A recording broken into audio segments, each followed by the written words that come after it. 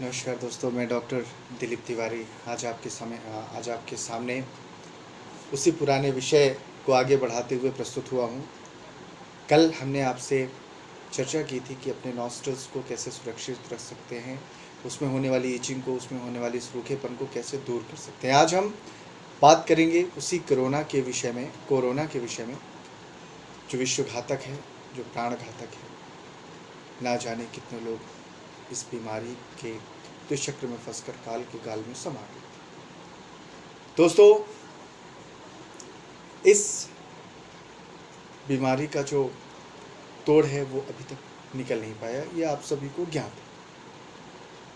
तो जो बेसिक्स हैं, जो वैज्ञानिकों के द्वारा बतलाई गई बातें हैं, वो ये कहलाती हैं या ये बतलाती हैं, कहती हैं कि इस बीमारी से बचने के लिए हमें हमारे शरीर में रोग प्रतिरोधक क्षमता को, इम्यूनिटी सिस्टम को डेवलप करना पड़ेगा, बढ़ाना पड़ेगा, सशक्त करना पड़ेगा, मजबूत करना पड़ेगा। मजबूत करने के लिए व्यायाम, एक्सरसाइजेस बहुत मस्ट है। मेडिसिन से इसको टेम्परेरी कुछ देर के लिए आंशिक रूप से इसको बढ़ाया जा सकता है, परंतु यदि इस चीज़ को आप अपने शरीर में नियमित रूप से स्थापित करना चाहते हैं, जिसकी महती आवश्यकता है, जिसकी सबसे ज़्यादा ज़रूरत है इस कालखंड में, तो आपको एक ऐसी पद्धति का निर्णय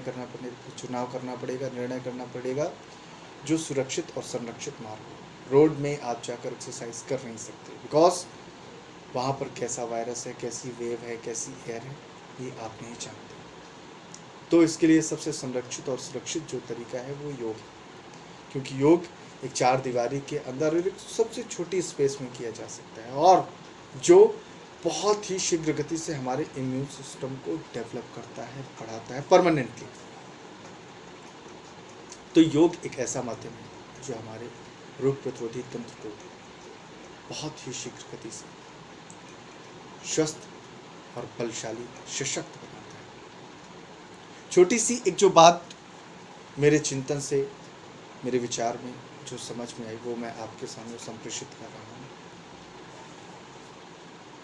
जब भी आप योग का अभ्यास करेंगे तो निश्चित रूप से प्रत्येक अभ्यास, चाहे वो आसन हो, प्राणायाम हो, मुद्रा हो, बंद हो, क्रियाएं हो या कोई भी प्रक्रिया हो, वो कहीं ना कहीं आपके इम्यून सिस्टम को कनेक्ट करेगी, आपके इम्यून सिस्टम को ही टारगेट करेगी, उसको विकसित जरूर करेगी अन्य लाभों के साथ में। उसके अतिरिक्त जो सबसे बड़ी बात मेरे चिंतन में आ रही है वो ये कि इम्यून सिस्टम के साथ साथ हम उस शारीरिक भाग को क्यों ना इतना सशक्त और इतना बलिष्ठ, मजबूत कर दें कि ये कोरोना नामक वायरस भी हमारे उस तंत्र का कुछ भी ना बिगाड़ पाए। एक स्वस्थ शरीर में स्वस्थ मन का वास होता है। जब शरीर रुग्ण होगा, उसके पहले मन रुकना होगा। मन को स्वस्थ करना है तो सबसे पहले शरीर को स्वस्थ करना जरूरी है। मन यदि शक्तिशाली है, स्वस्थ है, तो शरीर में बड़े से बड़ा रोग भी स्वतः ही नष्ट हो जाता है। इसका आशय ये है कि मानसिक शक्तियां अपार होती हैं। इंसान या व्यक्ति केवल अपनी मानसिक शक्ति से हार कर रोग के चंगुल में फंसता है, अन्यथा की स्थिति में रोग कभी व्यक्ति को पराजित नहीं कर सकता। तो इस मानसिक शक्ति को मजबूत करना है इस बीमारी से लड़ने के लिए, इससे बचने के लिए। जब तक आपका मन मजबूत नहीं होगा, तब तक आप इस बीमारी का सामना नहीं कर सकते हैं दोस्तों। तो शारीरिक और मानसिक रूप से दोनों तरफ से आपको परिपक्व एवं स्वस्थ रहना पड़ेगा इसके लिए। और स्वस्थ रहने के लिए मैं आपको अगले जो 2-4-10 दिन हैं उनमें प्रतिदिन डे पर डे अपने YouTube चैनल में कुछ ट्रिक्स बतलाता चलूँगा, जिसको आप देखें और अपने घर में उसका अभ्यास करें। तो अभी जो बात हम लोगों की थी ये जो वायरस है वो हमारे लंग्स को अटैक करता है, लंग्स को फेलियर की स्थिति तक ले जाता है, श्वास नलिका को अवरुद्ध कर देता है, जिससे व्यक्ति की मृत्यु हो जाती है। क्या हम योग के द्वारा अपने फेफड़ों को, अपनी श्वास नली को इतना सशक्त बना सकते हैं कि ये रोग हार जाए वहाँ पहुँचने के बाद? तो दोस्तों, इस प्रश्न का उत्तर निश्चित रूप से हाँ है।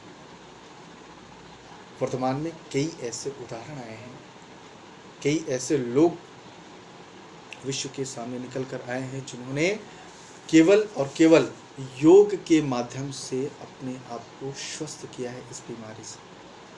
तो आइए दोस्तों, हम और आप मिलकर इस रोग को हराने के लिए योग करें, और योग करने के लिए हम पूरा कंसंट्रेशन, अपना पूरा फोकस, पूरा ध्यान केवल और केवल ऐसे आसनों, ऐसे प्राणायामों, ऐसी क्रियाओं में केंद्रित करें जो हमारे इम्यून सिस्टम और फेफड़ों को मजबूत करता है, जिसका पूरा पैकेज मैं आपके सामने प्रस्तुत करूंगा डे बाय डे। प्रारंभ में मैं सिर्फ इतना कहूँगा कि सबसे पहले जब आप अभ्यास शुरू करें तो सूक्ष्म अभ्यासों के साथ में अभ्यास प्रारंभ करना चाहिए। सूक्ष्म अभ्यास, सूक्ष्म मतलब छोटे, इनको कभी छोटा समझकर अंडर एस्टिमेट नहीं करना चाहिए। सत श्रैया के दोहरे ज्यों नाविक के तीर, देखन में छोटे लगे घाव करे गंभीर। एक सूत्र भी बहुत ही प्रचलित है। तो जो छोटी चीज़ होती है वो घाव गंभीर कर सकती है। अन्य अर्थों में उसके अलग अर्थ हैं, परंतु यहाँ पर मैं जिन आशयों में आपसे परिचर्चा कर रहा हूँ उसका आशय यही मैं लेना चाहता हूँ कि जो छोटी चीज़ है वो गहरा आघात कर सकती है। इसी आशय में सूक्ष्म अभ्यास बहुत ज़्यादा प्रोडिक्टेबल है, बहुत ज़्यादा फायदेमंद सिद्ध हो सकते हैं। ग्रीवा के अभ्यास से हम चालू कर सकते हैं, छोटे अभ्यास, और वो अभ्यास जो सीधे कोरोना से कनेक्ट होते हैं। अभ्यास तो बहुत सारे हैं और उन बहुत सारे अभ्यासों का करने का आशय मुझे समझ में नहीं आता। मैं उन अभ्यासों को आपके सामने संप्रेषित करूंगा जिसका सीधा कनेक्शन इस चीज़ से होना चाहिए या है। ग्रीवा, आप ग्रीवा का अभ्यास कर सकते हैं।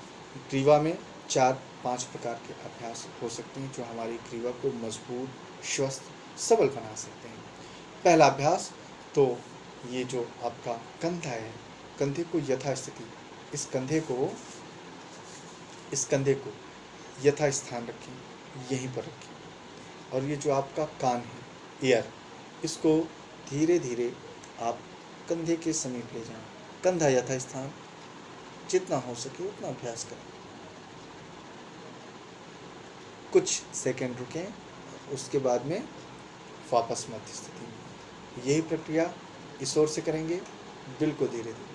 देखिए, कंधा आपका अपने स्थान पर रहना चाहिए, कोशिश ये करें। बिल्कुल धीरे धीरे, जल्दीबाजी करने की आवश्यकता नहीं है। पुनः एक बार रुकें और वापस।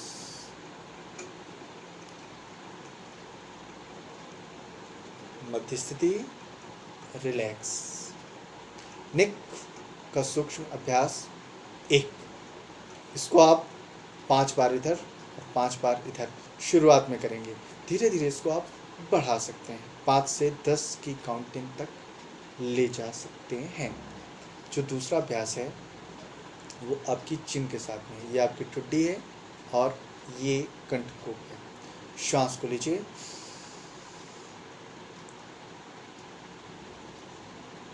चिन को कंठकोप से लगाइए, मध्य स्थिति में आइए, सांस लेते हुए ऊपर ले जाइए, जितना ऊपर ले जा सके। Look at the roof, hold, मध्य स्थिति। सांस लीजिए और सांस को छोड़ते हुए नीचे कंठकोप पे आइए,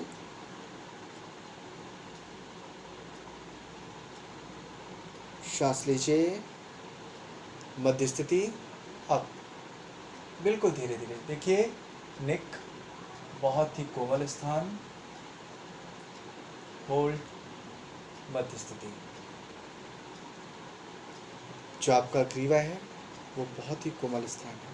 इस अभ्यास को करने में मित्रों कभी भी जल्दीबाजी ना करें, हड़बड़ाहट में मत करें, पूरा समय दें और शीघ्रता बिल्कुल न दिखाएं, बल्कि पूरी तल्लीनता, पूरी एकाग्रता से अभ्यास करना चाहिए।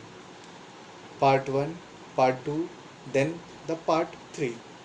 चिन को फोल्ड करके दाहिनी ओर जितना पीछे ले जा सकें कंधे की सीध में ले जाएं। होल्ड, मध्य स्थिति, दूसरी ओर मध्य स्थिति। ये अभ्यास भी 5 बार ही करेंगे। जब आप फाइनल पोजीशन में हो 5 सेकंड तक रुकने की कोशिश करें, वहाँ से आने के बाद में मध्य स्थिति में थोड़ा सा रेस्ट और फिर इधर से 5-5 बार दोनों तरफ से इसका अभ्यास करें। नेक रोटेट करना है। जिन लोगों को चक्कर आते हैं, हाइपरटेंशन है, बहुत ज़्यादा चक्कर आते हैं, वो लोग आंखें बंद करके अभ्यास कर सकते हैं। जिनको आंखें खोलकर अभ्यास करने में सहजता है, आसानी है, वो आंखें खोलकर अभ्यास कर सकते हैं। तो आइए इसको कैसे करते हैं। सबसे पहले गर्दन को दाहिने कंधे पर, फिर नीचे,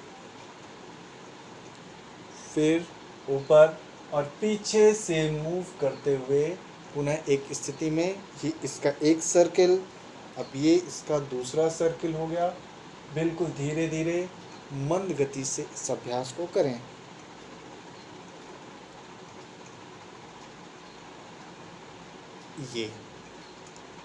ये हुआ क्लॉकवाइज। अब इसी का विपरीत रूप एंटी क्लॉकवाइज अभ्यास करना चाहिए।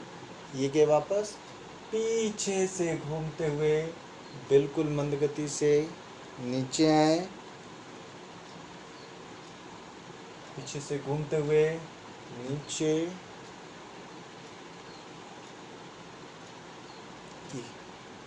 मित्रों, ये वो छोटे अभ्यास हैं जो आपकी ग्रीवा को, गर्दन को स्वस्थ, शक्तिशाली, मजबूत और सामर्थ्यवान बनाते हैं। अभ्यास इनका बहुत तीव्र गति से नहीं करना चाहिए। क्यों? आपके शरीर की जो नाड़ियां हैं उनकी संख्या तो वैसे बहुत मानी गई है, मगर जो प्रमुख नाड़ियां हैं उनकी संख्या 72,000 मानी, 72,000 नर्व्स, और वो पूरी की पूरी नाड़ियां आकर इस स्थान पर आकर मिलती हैं। तो ये शरीर का वो स्थान है जहाँ पर आपके प्राण भी स्थिर होते हैं। तो जब भी आप इसका अभ्यास करें, बहुत ही मंथरक गति से, धीमी गति से अभ्यास करें। इस अभ्यास में जल्दीबाजी का कोई भी पर्याय और स्थान नहीं। मित्रों, कोरोना युद्ध में मैं डॉक्टर दिलीप तिवारी। आज के लिए इतना। कल फिर मिलते हैं एक नए योग सूक्ष्म व्यायाम के साथ में। आज के लिए मुझे इजाज़त दीजिए। नमस्कार।